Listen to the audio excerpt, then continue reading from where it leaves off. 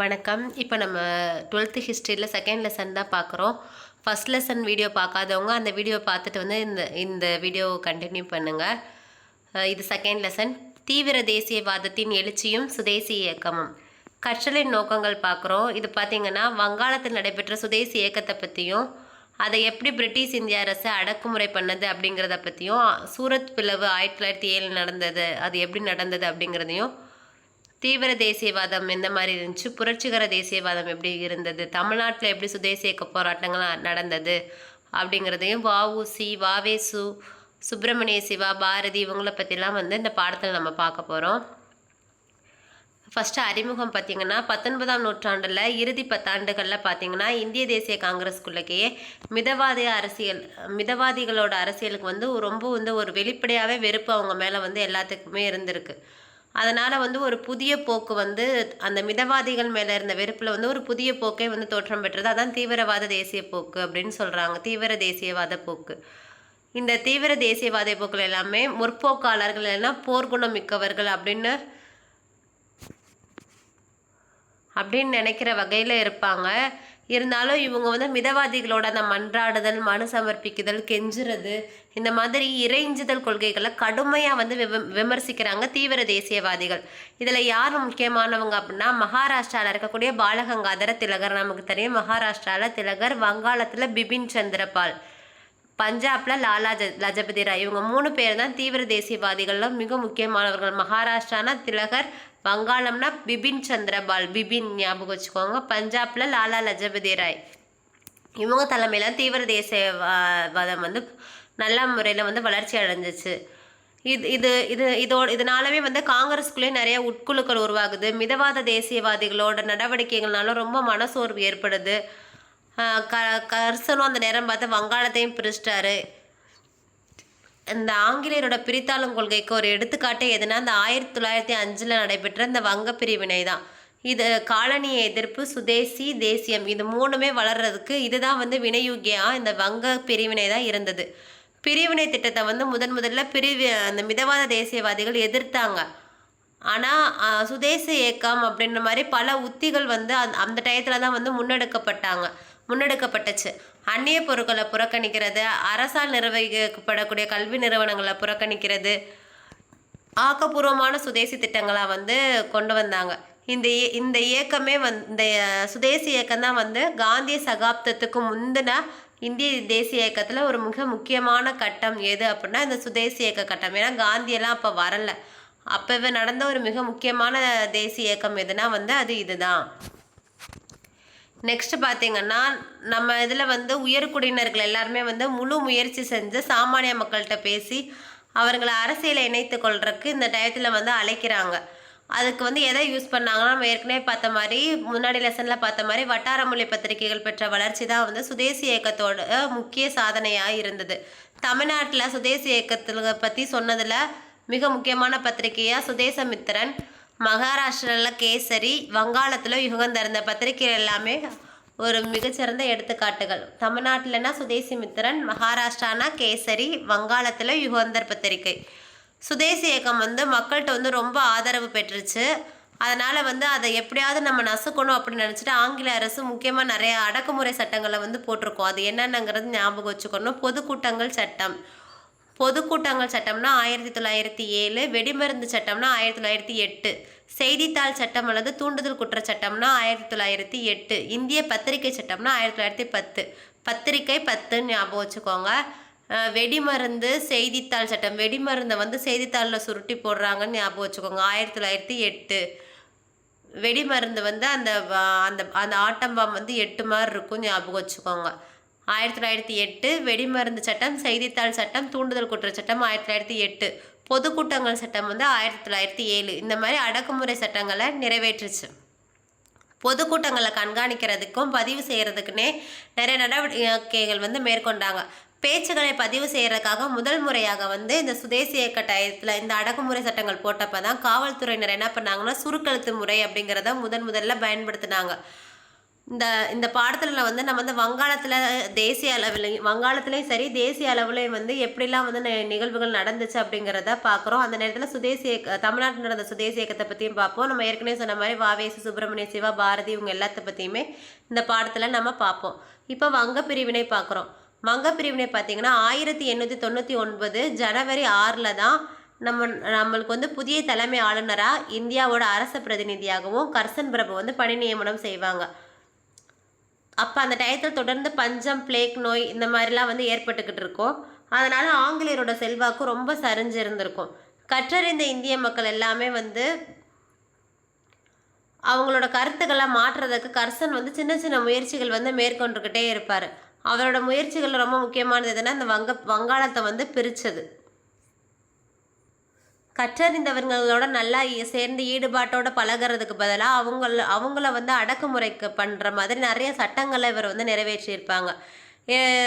எடுத்துக்காட்டாக பார்த்திங்கன்னா நிறைய அடக்குமுறை தான் செஞ்சுருப்பாங்க. கல்கத்தா மாநகராட்சி குழுவில் அங்கம் வகிச்சுக்கிட்டு இருந்த தேர்ந்தெடுக்கப்பட்ட இந்திய உறுப்பினர்களோட எண்ணிக்கையை கர்சன் குறைச்சிருப்பார் 1899 அவர் வந்ததுக்கப்புறம்.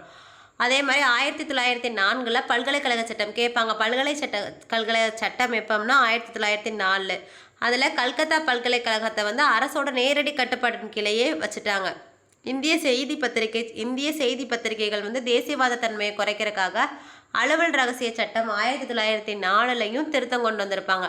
அலுவல் ரகசிய சட்டம் 1904, பல்கலைக்கழக சட்டமும் 1904. மாநகராட்சி குழுவில் தேர்ந்தெடுக்கப்பட்ட இந்திய உறுப்பினர்களை குறைச்சது 1899. இது ரொம்ப முக்கியம். அப்புறம் வங்காளத்தை பிரிக்கிறதுக்கு ஆணை பிறப்பிச்சது எப்போன்னா 1905. ஒரு நிர்வாக பிரிவு அப்படிங்கிற பொருளாக வங்காள மாகாணம் வந்து உண்மைக்குமே வந்து மேலாண்மை செய்கிறதுக்கு செய்ய முடியாத அளவில் ஒரு பெருசாக தான் வந்து இருந்துச்சு. அதனால் 1860 இவ்வளோ பெருசாக இருக்குங்கிறனா வங்காளத்தை பிரிக்கலான்ற விவாதங்கள் நடந்துக்கிட்டு தான் வந்தது. ஆனால் மார்ச் 1890 இந்த பிரிவினைக்கான திட்டத்துக்கு ஒரு புத்துயிர் கொடுத்துருக்காங்க. கர்சன் வந்து என்ன பண்ணியிருப்பாருன்னா ஒரு டைம் அசாம் போயிருப்பார். அப்போ அசாம் போனப்போ அங்கே அசாமில் இருக்கக்கூடிய ஐரோப்பிய பெரும் பண்ணைக்காரர்கள்லாம் என்ன சொல்லுவாங்கன்னா அவர்கிட்ட ஒரு வேண்டுகோள் வைக்கிறாங்க. நாங்கள் கல்கத்தாக்கு பக்கத்துலேயே எங்களுக்கு வந்து ஒரு கடல் வழியை ஏற்படுத்தி கொடுத்தீங்கன்னா நாங்கள் அசாம் பெங்கால் இருப்பு பாதையவே நாங்கள் சார்ந்திருப்பதை நாங்கள் தவிர்த்து கொள்ள முடியும் அப்படின்னு சொல்லி கேட்பார். அதை தொடர்ந்து டிசம்பர் 1900 அந்த மாதிரிலாம் அவங்க கேட்பாங்க ஐரோப்பிய பண்ணையாளர்கள். அதை தொடர்ந்து டிசம்பர் 1903 தன்னுடைய பிரதேச மறுவிநியோகம் தொடர்பான ஒரு குறிப்பு, அந்த குறிப்பில் வந்து அவர் வந்து ஒரு திட்டம் வந்து பிரதேசத்தை வந்து மறுவிநியோகம் செய்கிறது, அதுக்காக ஒரு திட்டத்தையும் கர்சன் வந்து திட்டியிருப்பார். எப்போன்னா டிசம்பர் 1903. இது எல்லாத்தையும் திருத்தி தான் கடைசியில் வந்து ரிஸ்லி அறிக்கை அப்படின்ற பேரில் ஒரு அறிக்கையை வந்து வெளியிடுவாங்க. அதில் வந்து என்ன சொல்லுவாங்கன்னா பிரிவினைக்கு ஆதரவாக 2 காரணங்களை முன்வைப்பாங்க. என்னென்னா வங்காளத்தோட சுமை வந்து குறையும், அசாம் வந்து நல்லா டெவலப் ஆகும், முன்னேறும் அப்படிங்கிற 2 காரணங்களை வந்து அவங்க வைக்கிறாங்க. எப்படி இருந்தாலும் ஐரோப்பிய வணிகர்களோட வசதிக்கு தகுந்த மாதிரி உண்மையிலே திட்டம் தீட்டப்பட்டதுங்கிறது தான் உண்மை. ஆனால் அந்த செய்தியை மறைச்சிட்டாங்க. அசாமோட டெவலப்புக்காகவும் வங்காளத்தை நிர்வாகம் பண்ணுறது ஈஸியாக இருக்கும், சுமை குறையும் அப்படின்ற காரணத்தை சொல்லுவாங்க. இது ரிஸ்லி அறிக்கைன்னு சொல்லுவாங்க. டிசம்பர் 1903 1905 இந்த பிரிவினைக்கான முழு திட்டத்தையும் கொண்டு வர்றாங்க. வங்காளம் வந்து 2 மாகாணங்களாக பிரிக்கப்படுது. இந்த கிழக்கு வங்காளத்தில் வந்து அசாம், சிட்டகாங், டாக்கா, திப்பராவில் இருக்கக்கூடிய ராஜசாக்கி மலையோட சில பகுதிகள், அசாம் மாகாணம், மால்டா இதெல்லாமே உள்ளடக்குனதாக கிழக்கு வங்காளம் வந்து இருந்துச்சு. இந்த வங்க பிரிவினையோட முக்கியமான நோக்கமே என்னென்னா இந்து முஸ்லீம்களை பிரிக்கிறது தான் அதோட நோக்கம். ஆங்கில ஆட்சிக்கு எதிராக வங்காளத்தில் தான் அதிக அளவில் வந்து அரசியல் நடவடிக்கைகள் நடந்துச்சு. அதை வந்து அடக்கிறதுக்கு இந்து முஸ்லீம் மக்கள்கிட்ட இருக்கக்கூடிய அந்த பிரிவினையை நம்ம உருவாக்கணும் அப்படிங்கிறத கர்சனோட நோக்கமாக இருந்துச்சு. குடிமை பணியாளர்கள் எல்லாமே முன் வச்சுருக்காங்க, நிறைய மாற்று திட்டங்கள் வச்சாங்க. குறிப்பாக என்ன சொன்னாங்கன்னா மொழி அடிப்படையில் பிரிக்கிறது அப்படின்ற நீங்கள் வந்து வங்காளத்தை வந்து மத அடிப்படையில் பிரிக்கிறத விட மொழி அடிப்படையில் பிரிக்கணும் அப்படின்ற மாதிரி கருத்தெல்லாம் குடிமை பணி அதிகாரிகள்லாம் கொடுத்துருப்பாங்க கர்சனுக்கு. அதை அவர் புறந்தள்ளியிருப்பார். அப்புறமா வங்காள அரசியல்வாதிகள் எல்லாத்தையுமே அந்த மாதிரி மொழி வாரியாக பிரித்தோம் அப்படின்னா வந்து இன்னும் வந்து ஒருங்கிணைச்சிடும் அப்படின்ற காரணத்தினால மொழி அடிப்படையில் வங்காளத்தை பிரிக்க அவர் வந்து மறுத்துருவார். கர்சன் பிடிவாதமாக வந்து வங்காளத்தை பிரிக்கணும் அப்படிங்கிறதுல தெளிவாக இருந்தார். அதுலேயும் இந்து முஸ்லீம மக்களை வந்து அந்த பிரிக்கும்போது கரெக்டாக பிரிக்கணுன்றதுலேயும் அவர் வந்து குறிக்கோளாக இருந்தார். புவியியல் அடிப்படையிலேயே பாகிரதி ஆறு இருக்குல்ல, அந்த ரிவர் வந்து வங்காளத்தை வந்து 2ஆக பிரிக்கிற மாதிரி தான் இருந்துச்சு. அதை வந்து கர்சன் இது இது எல்லாமே கர்சனுக்கு தெரியும். கிழக்கு வங்காளத்தில் பார்த்தீங்கன்னா முஸ்லீம், இப்போ இருக்க பங்களாதேஷ் இதில் ஃபுல்லாக முஸ்லீம்கள் அதிகமாக இருந்தாங்க. மேற்கு வங்காளத்தில் இந்துக்கள் பெரும்பான்மையினாக இருந்தாங்க. மத்திய வங்காளத்தில் பார்த்தீங்கன்னா 2 பேருமே சம அளவில் இருந்தாங்க.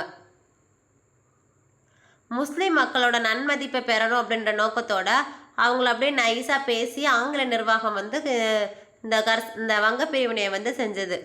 முஸ்லீம் ஆட்சியாளர்கள் உங்களை ஆட்சி செஞ்சப்போ கூட நீங்கள் எவ்வளவு ஒரு இதை அனுபவிச்சிருக்க மாட்டீங்க, அவ்வளோ ஒற்றுமையை வந்து இந்த புதிய மாகாணத்தில் நீங்கள் அனுபவிப்பீங்க அப்படி இப்படின்னு நயமாக பேசி பிப்ரவரி 1904 டாக்காவில் கர்சன் வந்து முஸ்லீம்களுக்கு ஒரு தவணை உறுதி கூட கொடுப்பாரு. பிப்ரவரி 1904 டாக்காவில் வங்க பிரிவினை வந்து வங்காள மக்களை வந்து மதத்தின் அடிப்படையில் பிரிக்கும் அப்படின்னு சொல்லிட்டு கர்சன் வந்து திட்டம் தீட்டியிருப்பார். ஆனால் அதுக்கு பதிலாக ஒன்றுபடுத்தியிருக்கும். வங்காளிகள் அப்படின்ற ஒரு அடையாளத்தை ஆங்கில நிர்வாகம் வந்து குறைச்சி எடை குறைச்சி வந்து அப்போ வந்து மதிப்பிட்டிருக்கலாம் அப்படின்னு சொல்கிறாங்க. வங்காள ஒற்றுமை அப்படிங்கிற எண்ணம் வந்து வலுவாக வந்து வளர்ந்துருச்சு இந்த கர்சன் வந்து வங்க பிரிவினையை பிரிக்கும்போது. ரவீந்திரநாத் தாகூர் அப்படிங்கிறவர் வந்து வங்க மொழி இலக்கியத்தில் வந்து நல்ல மதிப்பு வந்து அவருடைய இலக்கியங்கள் எல்லாமே கொண்டிருந்துச்சு. அவருடைய இலக்கியங்கள் மூலமாகவும் வட்டார மொழி பத்திரிகை மூலமாகவும் வங்கா ஒற்றுமை வந்து வெளிப்பட்டுச்சு அப்படிங்கிறத வந்து சொல்கிறாங்க. பிரிவினை எதிர்ப்பு இயக்கங்கள் பற்றி பார்க்குறோம். டிசம்பர் 1903 வங்க பிரிவினை வந்து அறிவிக்கப்பட்டுச்சு. இந்த மாதிரி வங்காளத்தை பிரிக்க போகிறோம் அப்படிங்கிறது. தீவிர தேசியவாதிகள், மிதவா தேசியவாதிகள் 2 பேருமே அதை விமர்சனம் செஞ்சுக்கிட்டே தான் இருந்தாங்க. வங்க பிரிவினையை வந்து வேண்டான்னு சொல்லி விமர்சனம் செஞ்சுக்கிட்டே தான் இருந்தாச்சு. அதில் சுரேந்திரநாத் பானர்ஜி, கே மித்ரா, பிருத்திவிஷ் சந்திர ரே இவங்க எல்லாருமே வந்து வேண்டுகோள் கொடுக்கறது, மனு செய்கிறது. அதோடு அவங்களுடைய இது முடிஞ்சிருச்சு. யார்? பிருத்திவி சந்திர ரே, சுரேந்திரநாத் பானர்ஜி, மித்ரா இவங்களுடைய இது வந்து அப்படி மனு கொடுக்கறதோட சுருங்கி போயிடுச்சு. பிரிவினைக்கு எதிராக இங்கிலாந்து மக்களோட கருத்தில் தாக்கத்தை ஏற்படுத்தணும் அப்படிங்கிற அளவில் வந்து அவங்களோட நோக்கம் வந்து கட்டுக்குள்ளே தான் இருந்துச்சு. எப்படி இருந்தாலுமே அவங்களுடைய பரவலான எதிர்ப்புகளுக்கு இடையில் 1905 ஜூலை 19 வங்க பிரிவினை அதிகாரப்பூர்வமாக அறிவிக்கப்படுச்சு. இந்த மாதிரி 1903 டிசம்பரில் சொன்னாங்க. ஆனால் அதிகாரப்பூர்வமாக எப்போ வந்து வங்க பிரிவினை வந்து அறிவிக்கப்பட்டது அப்படின்னா 1905 ஜூலை 19 வங்காளத்தை பிரிக்கத்தான் போகிறோம் அப்படின்னு அதிகாரப்பூர்வமாக அறிவித்தது 1905 ஜூலை 19. அப்படி அறிவிச்சிட்டாங்க. அந்த வங்க பிரிவினையை தடுக்கணும் அப்படிங்கிறதுல ஏற்பட்ட தோல்வியை பார்த்துட்டு பிபின் சந்திரபால், இந்த அஸ்வினி குமார் தத்தா, அரவிந்த் கோஷ் இந்த மாதிரி தலைவர்கள் வந்து ரொம்ப அழுத்தம் கொடுக்குறாங்க. அழுத்தம் கொடுக்கறதுல இந்த மிதவாத தேசியவாதிகள் ஏற்கனவே பார்த்தோம்ல சுரேந்திரநாத் பானர்ஜி, கே மித்ரா, பிருத்திவிஷ் சந்திரரே இவங்க எல்லாருமே நம்மளுடைய ஸ்ட்ராட்டஜியில் ஏதோ தப்பு இருக்கும் அப்படின்னு சொல்லிட்டு அது எல்லாத்தையுமே மறுபரிசீலனை செய்கிறதுக்கு வற்புறுத்திருக்காங்க எல்லாருமே. அதனால் என்ன சொல்கிறாங்கன்னா அதனால் என்ன செய்கிறாங்க அப்படின்னா ஆங்கில பொருட்கள் எல்லாத்தையும் நம்ம புறக்கணிக்கலாம் அப்படிங்கிற மாதிரி முடிவுக்கு வராங்க. மிதவாத தேசியத்தோட தலைமை வந்து இது எல்லாத்தையுமே ஏற்றுக்கொள்ளுது. முதல் முறையாக வந்து இந்த மிதவாத தேசியவாதிகள் வந்து அவங்க மனு கொடுக்கறது இறைஞ்சிறதுக்கு பதிலாக அவங்களுடைய உத்திகளை வந்து மாற்றி மரபு சார்ந்த அரசியல் முறைகளை மீறுறாங்க. 1905 ஜூலை 17 கல்கத்தாவில் ஃபஸ்ட்டு ஒரு கூட்டம் நடக்கும். எப்போ? 1905 ஜூலை 17. அந்த கூட்டத்தில் அவங்களுடைய எதிர்ப்பை வந்து மக்களிடத்தில் வந்து விரிவுபடுத்துறது மக்கள்கிட்ட வந்து விரிவுபடுத்துறங்கிறத முடிவு செஞ்சுருப்பாங்க. அதே கூட்டத்தில் தான் ஆங்கில பொருட்களையும் ஆங்கில நிறுவனங்களையும் புறக்கணிக்க சொல்லி சுரேந்திரநாத் பானர்ஜி வந்து அறைக்கூவல் விடுப்பார். அப்போ எந்த கூட்டத்தில் வந்து ஆங்கில பொருட்களையும் நிறுவனங்களையும் புறக்கணிக்கிறதுக்கு சுரேந்திரநாத் பானர்ஜி அறைக்கூவல் விடுத்தார் அப்படின்னா 1905 ஜூலை 17 கல்கத்தாவில் நடைபெற்ற கூட்டத்தில். அதுக்கப்புறம் ஆகஸ்ட் 7 தான் சுதேசி இயக்கம் வந்து முறையாக எப்போ பிரகடனம் செய்யப்பட்டுச்சுன்னா 1905 ஆகஸ்ட் 7 சுதேசி இயக்கம் முறையாக பிரகடனம் செய்யப்பட்டது எப்போ அப்படின்னு கேட்டாங்கன்னா அது சுரேந்திரநாத் பானர்ஜி எப்போ அறைக்கூவல் விடுத்தாங்கன்னா அது ஜூலை 17. என்ன இப்படி இருந்தாலுமே சுதேசி இயக்கத்தோட நிகழ்ச்சி நிரலில் வந்து வங்க பிரிவினையை வந்து ரத்து செய்யறதுக்கு போதுமான அளவுக்கு வந்து கிடையாது. அது வந்து ஒரு கட்டுக்குள்ளே தான் இருந்துச்சு. மிதவாத தேசியவாதிகள் வந்து இந்த இயக்கத்தை பயன்படுத்தி சுதேசி இயக்கத்தை பயன்படுத்தினாலுமே ஒரு அமைதி வழியில் தான் அவங்க எதிர்ப்பை தொடங்கணும் அப்படின்றதுக்கு வந்து இருந்தாங்க. ஆனால் தீவிர தேசியவாதிகள் வந்து அதுக்கு வந்து எதிராக வந்து இருந்தாங்க. ஏன்னா அவங்க என்ன சொன்னாங்கன்னா இந்த இயக்கத்தை வந்து வங்காளத்துக்கு வெளியிலையும் கொண்டு போகணும், ஒரு வெகுஜன இயக்கமாக கொண்டு வரணும் அப்படின்ற மாதிரி தீவிர தேசியவாதிகள் நினைப்பாங்க. இப்போ சுதேசி இயக்கத்தோட பரவல் பற்றி பார்த்தோம்னா இவங்க வங்க பிரிவினைக்கு எதிராக தன்னெழுச்சியாகவே நிறைய எதிர்ப்புகள் வரும். மாணவர்கள் நிறையா பேர் பங்கெடுத்துக்கிட்டாங்க. அந்த மாதிரி நேரடியாக வந்து சுதேசி இயக்கத்தில் பங்கு கொள்கிற மாணவர்களோட உதவித்தொகை நிறுத்தப்படும், மானியங்கள் நிறுத்தப்படும்னு சொல்லிட்டுலாம் அரசு வந்து பயமுறுத்தும். அப்படி சொன்னோம்னா அப்போ அதுக்கு எதிர்வினை அப்போ நம்ம வந்து தேசிய கல்வி நிறுவனங்களை உருவாக்கலாம், பள்ளிகளை உருவாக்கலாம் அப்படின்ற மாதிரி முயற்சிகள் எல்லாம் எடுப்பாங்க. வங்காளம் முழுமையிலுமே நகரங்கள்லையும் சரி கிராமத்துலேயும் சரி ஆயிரக்கணக்கான பொதுமக்கள் வந்து பொதுக்கூட்டங்கள் வந்து நடத்தினாங்க. அப்போ வந்து துர்கா பூஜை இந்த மாதிரி வந்து நிறைய மத விழாக்கள் மூலமாக வந்து புறக்கணிப்பு பற்றி ஒரு வேண்டுகோள் விடுக்கிறதுக்காகவே இந்த மத விழாக்கள் எல்லாமே நடத்தினாங்க, துர்கா பூஜை இந்த மாதிரி. அப்போ அதிகாரப்பூர்வமாக வங்காளம் எப்போ பிரிக்கப்பட்டுச்சு அப்படின்னா 1905 அக்டோபர் 16 அதை வந்து துக்க தினமாக வந்து கடைப்பிடிக்கணும்னு சொல்லிட்டு அறிவிச்சாங்க. அப்போ அதிகாரப்பூர்வமாக 1905 அக்டோபர் 16 இது கிழக்கு வங்காளம், இது மேற்கு வங்காளம் அப்படின்னு பிரித்தாங்க. எப்போனா 1905 அக்டோபர் 16. அப்போ என்ன பண்ணுறாங்கன்னா துக்க நாளாக அனுசரித்து கங்கையில் நீராடி வந்தே மாதரம் பாடலை பாடி மக்கள் வந்து வீதியில் வந்து ஊர்வலமாக போயிருப்பாங்க. அதிகாரப்பூர்வமாக வந்து வங்காளத்தை பிரிக்க தான் போகிறோம் அப்படின்னு சொன்னது 1905 ஜூலை 19, பிரித்தது அக்டோபர் 16. சரிங்களா?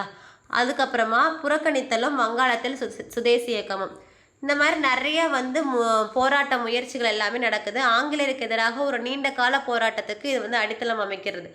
புறக்கணிப்பும் சுதேசமும் எப்போவுமே ஒன்னோட ஒன்று இணைக்கப்பட்டதாகவும் இந்தியாவை வந்து ஒரு தன்னிறைவு பெற்ற நாடாகவும் ஆக்கணும் அப்படின்னு சொல்லிட்டு சென்னையை சேர்ந்த தேசியவாதியாக இருக்கக்கூடிய ஜி சுப்பிரமணியம் வந்து சுதேச இயக்கத்தோட குறிக்கோள் குறித்து சுதேசம் அப்படின்ற ஒரு வார்த்தையை வச்சு ஒவ்வொருத்தவங்களும் ஒவ்வொரு புரிதல் வச்சுருந்தாங்க. ஜி சுப்பிரமணியம் என்ன சொல்லியிருந்தாங்கன்னா, தேசிய வாழ்வின் அனைத்து தளங்களிலும் தங்களின் சார்பு நிலைக்கு எதிரான புரட்சி தான் சுதேசி அப்படின்னு சொன்னது யாருன்னா ஜி சுப்பிரமணியம்.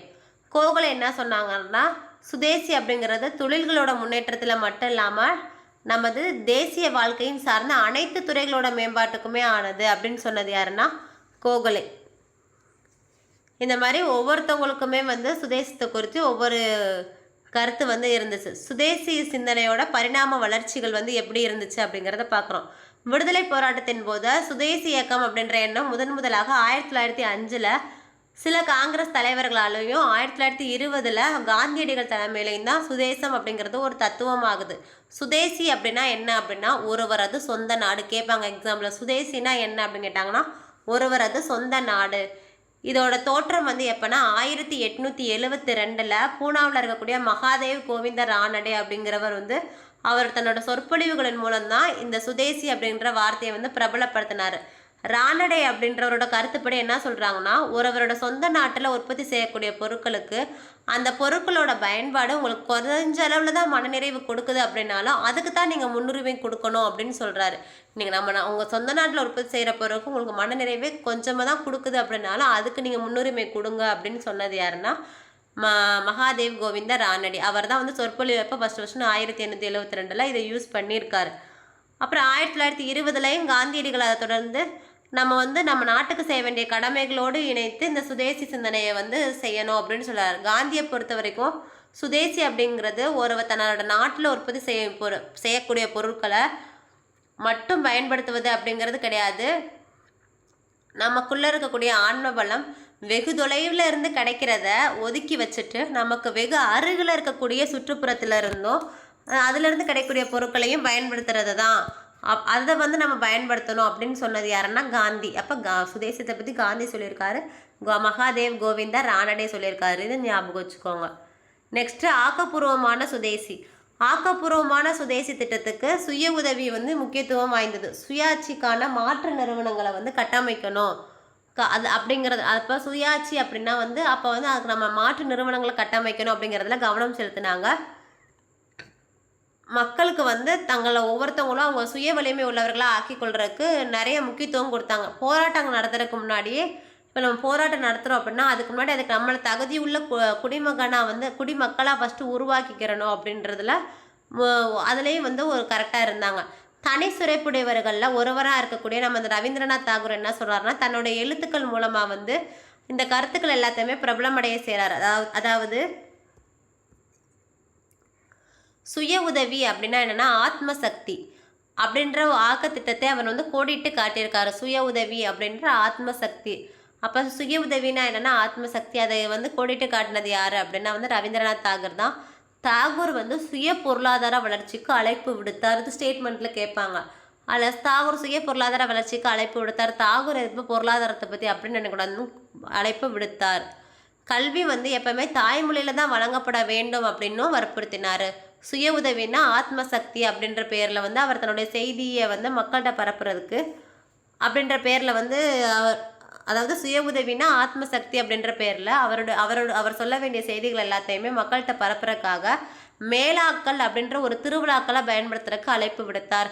அப்போ இது எல்லாமே வந்து தாகூர் செஞ்சது தான். இதை வந்து ஸ்டேட்மெண்ட்டில் கேட்கும்போது நம்ம வந்து தாகூர் செய்யலைன்னு நீங்கள் வந்து போற்றக்கூடாது. அவர் தான் வந்து ஆத்மசக்தின்னு சொன்னார், சுய பொருளாதார வளர்ச்சிக்கு அழைப்பு விடுத்தார், தாய்மொழியில் வந்து கல்வி கற்கணும்னு சொன்னார், மேலாக்கள்ன்ற திருவிழாக்கள் நடத்தினது இது எல்லாமே வந்து தாகூர் தான். இதை தான் வந்து ஒட்டுமொத்த வங்காளத்தோட தாரக மந்திரமாக ஆச்சு அந்த சுதேசி இயக்க டயத்தில். அதன் விளைவாக தான் எல்லா இடங்கள்லையுமே ஜவுளி, கைத்தறி துணி, சோப்பு, மண்பாண்டம், தீப்பெட்டி, தோல் பொருள் இது எல்லாமே விற்பனை செய்யக்கூடிய சுதேசி விற்பனை நிலையங்கள் பெருகுச்சு. வங்காளத்தை பொறுத்தளவுக்கு சுதேசி இயக்கம் வளர்ச்சி பெற்றதில் தாகூருடைய பங்கு நிறையாவே இருக்கும்.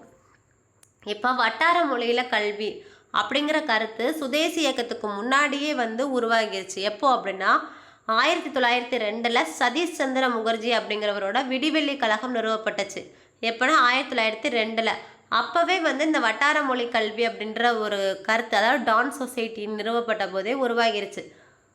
இது அப்போ அது 1902 உருவானாலும் 1905 நவம்பர் 5 இந்த விடிவெள்ளி கழகம் என்ன பண்ணியிருக்கும்னா கல்விக்கான ஒரு தேசிய கழகத்தையும் உருவாக்கியிருக்கும். கல்விக்கான தேசிய கழகத்தை எப்போ விடிவெள்ளி கழகம் உருவாச்சுன்னா 1905 நவம்பர் 5. வட்டார மொழி கல்வி அப்படின்றத வந்து முன்னாடியே சுதேசி இயக்கத்துக்கு முன்னாடியே யார் கொண்டு வந்தது அப்படின்னா இதுதான் விடிவெள்ளி கழகம் தான். இதன்படி வந்து எப்போ வந்து அதை வந்து தேசிய கல்லூரியையும் பள்ளியையும் நிறுவிச்சு அப்படின்னா ஆகஸ்ட் 1906 இந்த விடிவெளி கழகம் வந்து நிறுவியிருக்கும். அவரை சதீஷ் சந்திரா வந்து மாணவருக்கு வந்து ஒரு உணர்ச்சிகரமான வேண்டுகோள் விடுப்பார். அது என்ன அப்படின்னா தேசிய அடிமை நிறுவனங்களிலிருந்து வெளியே வாங்க, அடிமையாக அந்த நிறுவனங்களில் படிச்சுக்கிட்டோ வேலை பார்த்துக்கிட்டே இருக்கிறீங்கள்ல அதுலேருந்து வெளியே வாருங்கள் அப்படின்னு அழைப்பு விடுத்தது யாருன்னு கேட்டாங்கன்னா சதீஷ் சந்திரா. இது ரொம்ப முக்கியமான கொஸ்டின். அடிமை நிறுவனங்களிலிருந்து வெளியே வரும்படி உணர்ச்சிகரமாக வேண்டுகோள் விடுத்தவர் யாருன்னா சதீஷ் சந்திரா. ஆனால் அது வந்து அந்த அளவுக்கு அதோட டார்கெட்டை வந்து அச்சீவ் பண்ணல. ஏன்னா வேலைவாய்ப்புக்கு படிப்பு தருவீங்க, ஆனால் வேலைவாய்ப்புக்கு வந்து அது உத்தரவு தராதனால அது அந்த லெவலில் வந்து வெற்றி பெறலை. இப்போ சமிதிகள் பெருவாரியான மக்களை வந்து ஒன்று திரட்டுறதுக்கு மேற்கொள்ளப்பட்ட இன்னொரு வெற்றிகரமான முறை தான் சமிதிகள் அப்படின்னா என்னன்னு பார்க்கணும். சமிதி அப்படின்னா தொண்டற்படையை இனிமேல் என்னன்னு சொல்கிறீங்கன்னா சமிதிகள் அப்படின்னு சொல்லுங்கள். இந்த சமிதிகள் என்ன பண்ணுவாங்கன்னா உடற்பயிற்சி அளிப்பாங்க, அறநெறிகளை கற்றுக் கொடுப்பாங்க, பஞ்சங்களின் போது நோய்களின் போது சேவை செய்வாங்க, விழா காலங்களில் சுதேசி செய்திகளை பற்றி பரப்புரை செய்வாங்க, உள்ளூர்லையும் பள்ளிகளையும் நடுவர் நீதிமன்றங்களை உருவாக்குறது இந்த மாதிரி பணிகளை தான் இந்த சமிதிகள்னால் என்ன தொண்டற்படை. இவங்க வந்து அமைதி வழியில் வந்து ஒரு போராட்டத்தின் மூலமாக பிரிட்டிஷ் கவர்மெண்ட்டுக்கு ஒத்துழைப்பு தராமல் இருக்கிறது. அப்போ வந்து பிரிட்டிஷ் கவர்மெண்ட் தான் அதுக்கு ஒத்துழைமை தராமல் இருப்பது தான் இதனுடைய நோக்கம். அப்போ சமிதிகள்லாம் என்ன தொண்டற்படை. அவங்க வந்து என்ன பண்ணுவாங்க, அந்த மாதிரி சர்வீஸ் பண்ணிவிட்டு அவங்களுக்கு வந்து அமைதி வழியில் பிரிட்டிஷை வந்து எதிர்க்கிறது. இவங்க வந்து என்ன பண்ணாங்கன்னா மக்களை பெருமளவில் ஒன்றுதல்றதுக்காக நிறைய முயற்சிகள் செஞ்சுருப்பாங்க. முஸ்லீம் விவசாயிகள், ஒடுக்கப்பட்ட மக்கள் அப்படிங்கிற மாதிரி விரிவுபடுத்த அந்த மாதிரி நிறைய பேர்கிட்ட வந்து இவங்க வந்து போயிருக்க மாட்டாங்க. போகாதனால சமிதிகளோட தொண்டர்களில் பெரும்பாலானவர்கள் பார்த்திங்கன்னா கற்றறிந்தவர்களும் மத்திய தர வகுப்பினரும் முக்கியமாக உயர் வர்க்கத்தில் இருந்து தான் அணி திரட்டியிருந்தாங்க. சுதேசி இயக்கவாதிகள் எல்லாருமே பல சமயங்களில் வந்து சமூக ரீதியாகவும் உடல் ரீதியாகவும் வலுக்கட்டாயமான முறைகளை வந்து கையாண்டாங்க. அந்நிய பொருட்களை வாங்குவவர்களை என்ன பண்ணாங்கன்னா அந்த சுதேசி இயக்கத்தை வந்து இவங்களே புறக்கணிப்பு செஞ்சாங்க. சமூக புறக்கணிப்பு செஞ்சது. இந்த மாதிரி சாதி அமைப்பு மூலமாகவும் நிறைய தேசியவாதி அமைப்புகள் வழியாகவும் இந்த மாதிரி சமூக புறக்கணிப்பும் செஞ்சுக்கிட்டு இருந்தாங்க சமிதிகள். சாத்வீக செயலற்ற எதிர்ப்பு அப்படின்னா என்னென்னா வங்க பிரிவினை ரத்து செய்கிறதுக்காக எந்த விதமான அறிகுறிகளுமே தெரியவே இல்லை. 1905 வங்கத்தை வந்து அக்டோபர் 16 பிரிச்சுட்டாங்க. அப்புறம் 1906 சுதேசி இயக்கங்கிறது ஒரு மாற்றம் பெறுது. என்ன பண்ணுறாங்கன்னா பெரும்பாலான தலைவர்கள் வந்து இதை வந்து பயன்படுத்தி வந்து நம்ம அரசியல் சுதந்திரம் வாங்கணும், இந்த சுதேசி இயக்கத்தை பயன்படுத்தி ஒரு சுயராஜ்யத்தை வந்து நம்ம பெறணும் அப்படின்றவன வந்து நினைக்கிறாங்க. ஆக்க சார்பான சுதேசி செயல்பாடுகளை சு அரவிந்த கோஷ், பிபின் சந்திரபால், இந்த மாதிரி நிறைய தலைவர்கள் வந்து தீவிர தேசியவாத தலைவர்கள் வந்து கடுமையாக வந்து விமர்சனம் செஞ்சுருக்காங்க. சும்மா இருக்கிறத, சும்மா சாதாரணமாக சுதேசி இயக்கத்தை செய்கிறத வந்து விமர்சனம் செஞ்சு, கடுமையாக வந்து விமர்சனம் செஞ்சு, புதிய வழிகாட்டுதல்படி இந்த மாதிரி நம்ம நிகழ்ச்சி நிரலில் வந்து இணைக்கிறாங்க. என்ன பண்ணுறாங்கன்னா, சுதேசி இயக்கம் வந்து சாதாரணமாக இல்லாமல் அந்நிய பொருட்களை புறக்கணிக்கணும், அரசு பள்ளிகளை கல்லூரிகளை புறக்கணிக்கணும், நீதிமன்றங்களை புறக்கணிக்கணும், பட்டங்களை துறக்கணும், அரசு பணியை கைவிடணும், ஆங்கிலேயரோட அடக்குமுறையை தாங்கவே இயலாத நிலைமைக்கு போனால் ஆயுத போராட்டத்தை கூட கைக்கொள்கிறது அப்படிங்கிற அளவுக்கு அவங்க வந்து போகிறாங்க. இந்த மாதிரி வந்து சாத்வீக செயலற்ற எதிர்ப்பு வந்து இருக்குது. அதோடு சேர்த்து அவங்களோட மதத்தோடு சேர்ந்து பண்டைய பாரம்பரிய பெருமைகளையும் அவங்க வந்து சேர்த்து சொல்கிறாங்க. தீவிர தேசியவாதம் முப்பெரும் தலைவர்கள் போட்டு லால் பால் பால்னு போட்டிருக்காங்க பார். லாலா லஜபதி ராய், பாலகங்காதர திலகர், பிபின் சந்திரபால். அடிக்கடி லால் பால் பால் அப்படின்னு சொல்லுவாங்க. இவங்க வந்து முப்பெரும் தலைவர்கள். இவங்களோட இயக்க நடவடிக்கைகளோட விளைவாக மகாராஷ்டிரம், வங்காளம், பஞ்சாப். மகாராஷ்டிராவில் திலகர், வங்காளத்தில் பிபின் சந்திரபால், பஞ்சாபில் லாலா லஜபதி ராய் 3 பேருமே வந்து சுதேசி இயக்க காலப்பகுதியில் தீவிர தேசியவாதத்தின் மையப்புள்ளிகளாக திகழ்ந்தாங்க. இவங்க தவிர்த்து தீவிர தேசியவாதத்தில் அரவிந்த் கோஷ் அப்படிங்கிறவரும் மிக முக்கியமான ஆளுமையாக இருந்தாங்க. இந்த காலத்தில் வந்து தேசியவாதம் வந்து ரொம்ப உறுதியுடையதாக இருந்தது. மிதவாத தேசியவாதிகள், தீவிர தேசியவாதிகள் 2 பேருமே ஆங்கிலேய ஆட்சியோட தீமைகளை பற்றி நல்லா தெரிஞ்சவங்க தான். மிதவாத தேசியவாதிகள் வந்து அவங்க பேச்சுவார்த்தை மூலமாகவும் விண்ணப்பம் மூலமாகவும் ஆள்வோரை எப்படியாவது சமாதானம் செஞ்சு இந்தியாவை சீர்திருத்திடலாம் அப்படின்ற நம்பிக்கையில் செயல்பட்டாங்க. ஆனால் தீவிர தேசியவாதிகள் இந்த காலனி ஆட்சியாளர்கள் வந்து பேரரசுக்கு சாதகமானதை எப்பயுமே விட்டுத்தர மாட்டாங்க. அதனால் அவங்க ஒருபோதும் நம்ம காரணங்களை ஏற்றுக்கொள்ள மாட்டாங்க அப்படிங்கிறத இவங்க சொல்கிறாங்க. தீவிர தேசியவாதிகளோட எண்ணமாக இருக்குது. அதனால் தீவிர தேசியவாதம் வந்து என்ன பண்ணிடுச்சுன்னா, அதுவரை தந்துக்கிட்டு இருந்த அரசியல் நெருக்கடியோட தன்மையை மாற்றிருக்கு. இந்திய மக்கள்கிட்ட வந்து பொதுக்கருத்து வழங்கிய நெருக்கடி அப்படிங்கிறத வெகுஜனங்களோட எதிர்ப்பை வந்து காட்ட ஆரம்பிக்குது. எதுனா தீவிர தேசியவாதம் மக்களோட தேசப்பற்று மதத்தோட அடையாளத்தை பயன்படுத்தி தேசப்பற்றை வந்து தூண்ட ஆரம்பிச்சாங்களா தீவிர தேசவாதிகள்லாம்? ஆமாம், இந்த கூற்று கேட்பாங்க. மதத்தை பயன்படுத்தி தேசப்பற்ற தீவிர தேசியவாதிகள் தூண்டினார்களான்னு கேட்டாங்கன்னா ஆமாம், சரி கூற்று அப்படின்னு அர்த்தம். நம்ம படிக்கிறது ப்ரிலிம்ஸ் மெயின்ஸ் ரெண்டுக்குமே ஈக்குவலாக இருக்கும், ரெண்டுக்குமே போதுமானதாக இருக்கும். அதனால் நல்லா கவனிச்சுக்கோங்க. சுயராஜ்யம் அல்லது அரசியல் சுதந்திரம். தீவிர தேசியவாத தலைவர்களில் அவங்க குறிக்கோளில் ஒன்று என்னென்னா சுயராஜ்யம். சுயராஜ்யம் என்னது? சுயாட்சி. சுயராஜ்யம் அப்படிங்கிற பொருளில் ஒவ்வொரு தலைவர்களுமே வேறுபடுறாங்க. திலகரை பொறுத்தளவுக்கு சுயராஜ்யம் அப்படிங்கிறது நிர்வாகத்தின் மீது வந்து இந்தியர்களோட கட்டுப்பாடு, அதாவது சொந்த மக்கள் நிர்வாகம் பண்ணுறது அப்படிங்கிறது மட்டும்தான். அதை மட்டும்தான் தவிர இங்கிலாந்தோட இருக்கக்கூடிய மொத்த உறவுகளையும் துண்டிச்சுக்கிறணும் அப்படிங்கிறது கிடையாது. பிபின் சந்திரபால் அப்படிங்கிறது அவருடைய பார்வையில் சுயராஜ்யம் அப்படின்றது என்ன அப்படின்னா, அந்நியர் ஆட்சியிலேருந்து முற்றிலும் விடுதலை கிடைக்கணும் அப்படிங்கிறது தான் பிபின் சந்திரபாலோட அவருடைய கருத்துப்படி. அது மாதிரி வங்காளம், பஞ்சாப், மகாராஷ்டிரா இந்த பகுதிகளெல்லாம் அந்த டயத்தில் புரட்சிகர தேசியவாதம் வேற வளர்ந்துக்கிட்டு வந்துச்சு. தீவிர தேசியவாதிகள் மிதவாத தேசியவாதிகள்ட்ட இருந்து இந்த புரட்சிகர தேசியவாதிகள் வந்து ரொம்ப வேறுபடுறாங்க. மிதவாத தேசியவாதிகள் என்ன பண்ணாங்கன்னா, இந்த புரட்சிகர தேசியவாதிகளை வந்து குறை கூறி விமர்சனம் செஞ்சாங்க. ஆனால் தீவிர தேசியவாதிகள் இந்த புரட்சிகர தேசியவாதிகள் மேலே அனுதாபம் காட்டினாங்க. ஆனாலும் அரசியல் படுகொலைகள் செய்கிறது, தனிநபர் பயங்கரவாதத்தையும் ஆனால் அவங்க வந்து அங்கீகரிக்கலை. யாருன்னா தீவிர தேசியவாதிகள் அங்கீகரிக்கவில்லை. இவங்க வந்து தீவிர தேசியவாதிகள் வந்து புரட்சியாளர்களோட நோக்கங்களோட தங்களை இணைச்சிக்கிறதுல ரொம்ப கவனமாக தான் இருந்தாங்க. இந்து மத நம்பிக்கைகளில் முலாம் பூசி தேசப்பற்றை வந்து வளர்க்குறத வந்து முஸ்லீம்கள் வந்து அந்த டயத்தில் வந்து ஏற்றுக்கறல. ஏன்னா அப்படி தான் தீவிர தேசியவாதம் வந்து அந்த டயத்தில் வளர்ந்துச்சு. அதை வந்து முஸ்லீம்கள் வந்து ஏற்றுக்கல. சுதேசி இயக்க வளர்ந்த போது அவங்க நிறைய மக்களை வந்து ஊடுருவ தவறிட்டாங்க. குறிப்பாக அந்த முஸ்லீம் மக்கள் 1908 முதலவே இந்த தீவிர தேசியவாதம் வந்து சரிய தொடங்குச்சு. அதுக்கு காரணம் 1907 சூரத் பிளவு. அது வந்து அதோட வீழ்ச்சிக்கு இன்னொரு காரணம். இப்போ சூரத் பிளவு பற்றி பார்க்குறோம் அப்படின்னா, சூரத் பிளவு வந்து அப்போ வந்து 1906 மின்டோ பிரபு தான் அரச பிரதிநிதியாக பணியமர்த்தப்பட்டிருந்துச்சு.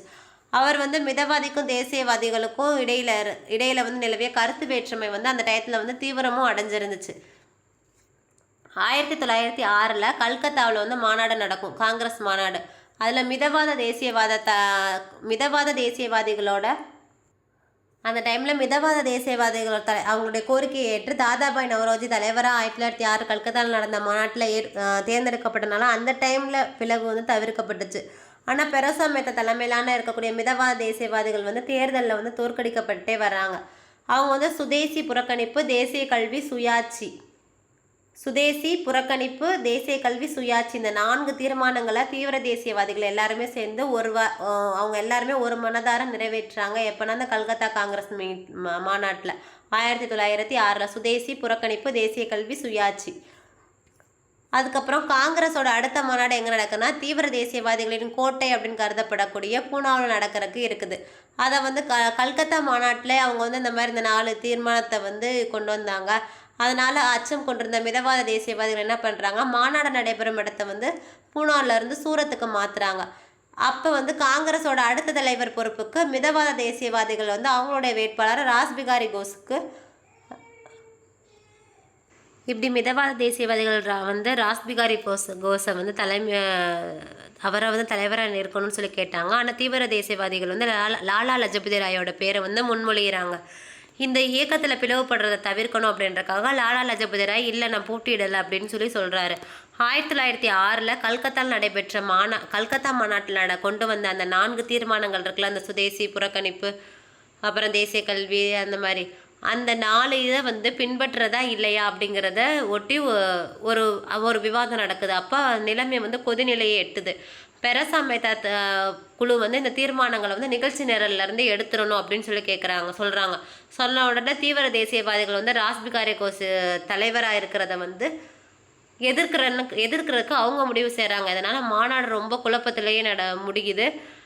டிசம்பர் 1885 உருவான நம்ம இந்திய தேசிய காங்கிரஸ் தீவிர தேசியவாதிகள், மிதவாத தேசியவாதிகள் சொல்லிட்டு 2 குழுக்களாக பிரியுது. சூரத் பிளவுக்கு பின்னாடி காங்கிரஸ் வந்து முன்னாடி இருந்ததை காட்டிலும் அதிக விசுவாசத்தோடு அதுக்கப்புறம் மிதவாத தேசியவாதிகள் வந்து இருக்கிறாங்க. தீவிர தேசியவாதிகள் இல்லாத இந்த புதிய காங்கிரஸ் வந்து எப்படி அழைக்கப்படுது அப்படின்னு கேட்பாங்க. மேத்தா காங்கிரஸ் அப்படின்னு அழைக்கப்படும். 1908 நடந்த காங்கிரஸ் மாநாட்டில் வெறும் மிதவாத தேசியவாதிகள் மட்டும்தான் கலந்துக்கிடுவாங்க. அந்த டைமில் வந்து அவங்க ஆங்கிலேயர்கள்ட்ட எவ்வளோ விசுவாசத்தை காட்ட முடியுமோ அவ்வளோ விசுவாசத்தை வந்து காட்டியிருப்பாங்க. ஒரு வலுவற்ற அரசியல் சார்ந்த அமைப்பாக தான் அந்த டைமில் இருந்திருக்கும். அந்த மாதிரி அரசியல் சார்ந்த அமைப்பை தீவிர தேசியவாதிகள்னால வந்து அந்த மாதிரி ஒரு அரசியல் சார்ந்த அமைப்பை உருவாக்க முடியவில்லை. முக்கிய தலைவர்கள் எல்லாருமே கைது செஞ்சு சிறையில் இருந்தனால அந்த அடக்குமுறை தான் வந்து இதுக்கு வந்து முக்கிய காரணமாக வந்து இருந்துச்சு அந்த நேரத்தில். இப்போ புரட்சிகர தேசியவாதம் 1908 பார்த்தீங்கன்னா இந்த தீவிர தேசியவாதம் வந்து சரிஞ்சிருந்தனால தான் புரட்சிகர செயல்பாடுகள் வந்து அந்த டைமில் ரொம்ப மேலே எழுது. வன்முறை சாராமல் இருந்த நடவடிக்கையிலேருந்து வன்முறையை நோக்கி அப்படின்ற மாற்றத்துக்கு வந்து நிறையா பேர் வந்து போகிறாங்க. ஆங்கில ஆட்சிக்கு எதிராக வந்து மக்களே வந்து நிறையா பேர் எதிர்ப்பு தெரிவிக்கிறாங்க. உயர் மட்டத்தை சார்ந்தவரோட எதிர்ப்பு அப்படிங்கிற அளவுக்கு வந்து அது வந்து உணர்த்துது. வங்காளத்தில் புரட்சிகர பயங்கரவாதம் வந்து முன்னாடி விட இப்போ வந்து வளர்ந்துருச்சு. இப்போ வந்து 1870 விவேகானந்தர் வந்து ஒரு ஸ்டேட்மெண்ட் சொல்லுவார். என்ன அப்படின்னா, எஃகுனால் ஆன உடலையும் நரம்புகளையும் வளர்க்குறக்காக பல்வேறு இடங்களில் அக்காரா அப்படிங்கிற உடற்பயிற்சி நிலையங்களை வந்து விவேகானந்தர் வந்து அப்போ வந்து நிறுவியிருப்பாங்க. பங்கிம் சந்திர சட்டர்ஜியோட ஆனந்த மத்து அப்படின்னு சொல்கிறாங்க, அதாவது ஆனந்த மடம் அப்படின்ற நாவலும் இதில் வந்து குறிப்பிடத்தக்க தாக்கத்தை வந்து ஏற்படுத்துச்சு.